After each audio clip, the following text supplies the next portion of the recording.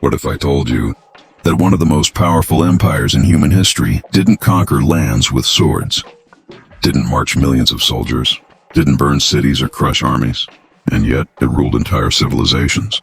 No banners, no battlefield victories, no legendary generals, just ideas, money, belief, and control. This is the story of the empire you were never taught about, because it didn't look like an empire at all.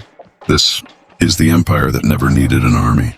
When we hear the word empire, we imagine Roman legions marching across Europe, Mongol horsemen sweeping through Asia, Ottoman armies laying siege to cities, British warships dominating the seas. History teaches us one simple rule: empires rise through violence. But that rule is incomplete, because there is another kind of empire. One that doesn't conquer land, it conquers minds. And once minds are conquered, armies become unnecessary. Long before tanks, before guns, before even swords, humans discovered something far more powerful: influence. The ability to make people obey without force, pay without being threatened, fight wars they don't benefit from, die for ideas they didn't create. This was the beginning of invisible power. And invisible power scales faster than violence ever could. Some empires ruled land, others ruled thought. Think about this. If you control what people believe is right and wrong, sacred and sinful, valuable and worthless, possible and impossible, then you don't need soldiers, because people will police themselves. They'll defend the system. They'll punish those who question it. They'll pass it on to their children. This is how the first non-military empire was born. In early human history, power belonged to the strongest, the fastest, the most violent. But as societies grew, strength became inefficient. Killing your workers was bad economics. Destroying cities reduced profit. Constant war drained resources. So power evolved. Instead of force, it used religion, law, debt, tradition, fear of exclusion. The empire no longer needed weapons. It needed systems. The moment humans settled into cities, something changed. Strangers lived together. Trade replaced survival hunting. Trust became currency.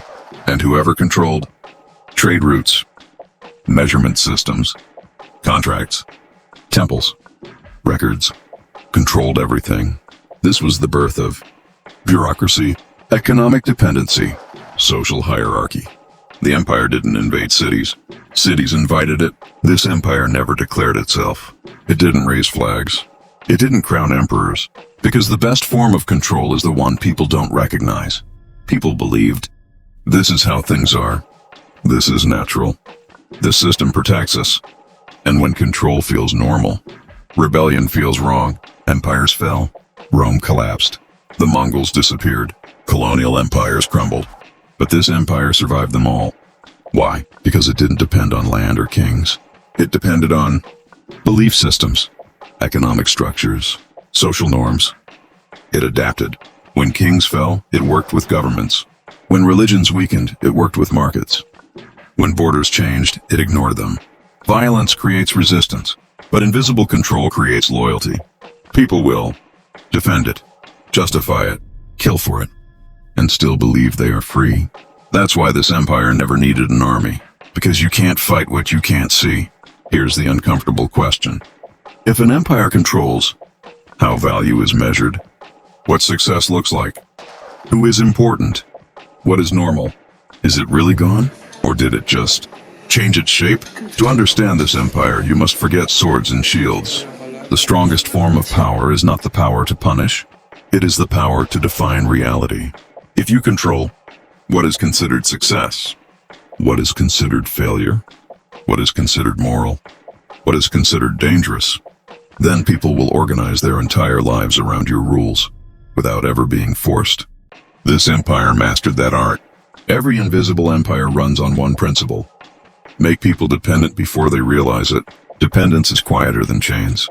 People didn't notice when trade replaced self-sufficiency, specialization replaced independence, currency replaced barter, credit replaced ownership. Over time, survival required participation. Leaving the system meant starvation, isolation, or irrelevance. And so obedience became practical. Traditional empires feared rebellion. This one didn't. Because rebellion requires a clear enemy, a visible ruler, a central target. But how do you revolt against a system, an idea, a structure woven into daily life? There were no palaces to burn, no kings to overthrow. Even revolutions ended up strengthening the system, because the structure remained untouched. The empire didn't remove freedom, it curated it. People could choose their jobs, their leaders, their beliefs, as long as none of those choices threatened the foundation. This is the brilliance of invisible control.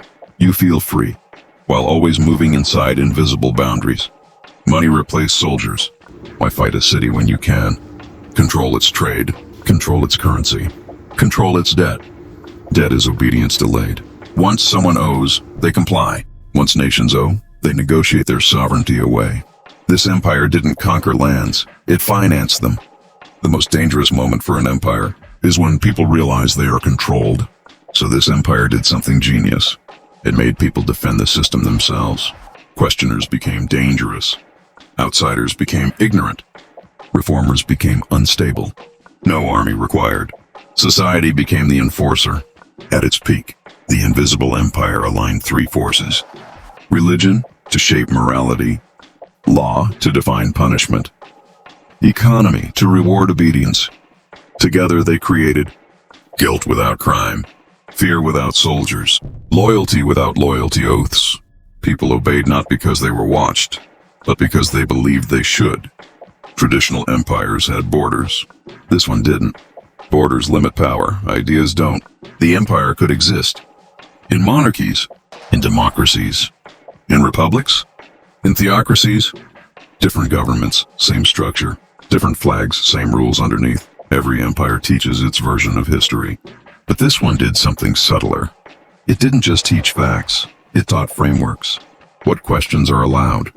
What questions sound stupid? What ideas are realistic? By shaping how people think, it never had to censor what they think. People believe invisible empires are ancient. They are not. This empire didn't disappear, it evolved. It modernized, digitized, globalized. Its tools changed. From temples to institutions, from scrolls to screens, from kings to systems. But the logic stayed the same. Invisible empires don't benefit everyone. They benefit those who design systems, those who control access, those who define value. The majority simply adapts, because adaptation feels safer than resistance. You don't notice air until it's gone. You don't notice systems until you step outside them. The empire survived because life felt normal inside it. Survival depended on participation.